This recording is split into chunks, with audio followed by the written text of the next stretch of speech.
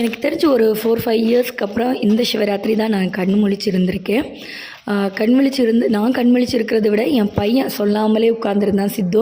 Live பார்க்குறவங்களுக்கு தெரியும் 10 மணிக்கே சித்து ஃப்ளாட் ஆகிடுவான். ஆனால் என் கூட நேத்திக்கு 1 மணி 1:30 மணி வரைக்குமே இருந்துட்டான்.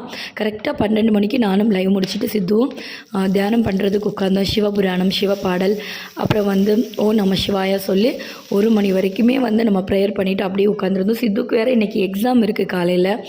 பாவம் தூங்குன்னு சொன்னேன். இல்லைம்மா நானும் உட்காந்துருக்கேன் அப்படின்னு சொல்லிட்டு உட்காந்துருந்தான்.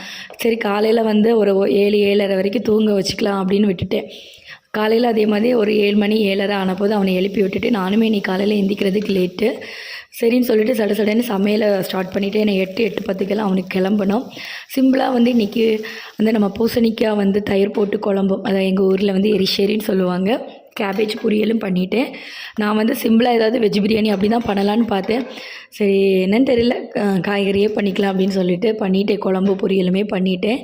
அவனும் ஸ்கூலுக்கு சந்தோஷமாக கிளம்பி போயிட்டான். இன்றைக்கி எக்ஸாம் பாவம் தூங்காமல் நல்லபடியாக எழுதணும். நம்ம கூட கொஞ்சம் நேரம் ரெஸ்ட் எடுப்போம். அவன் இன்றைக்கி ஸ்கூலுக்கு வேறு போயிருக்கான். கடவுள் அவன் கூட துணையாக இருக்கட்டும் நான் ப்ரேயர் பண்ணுறேன்.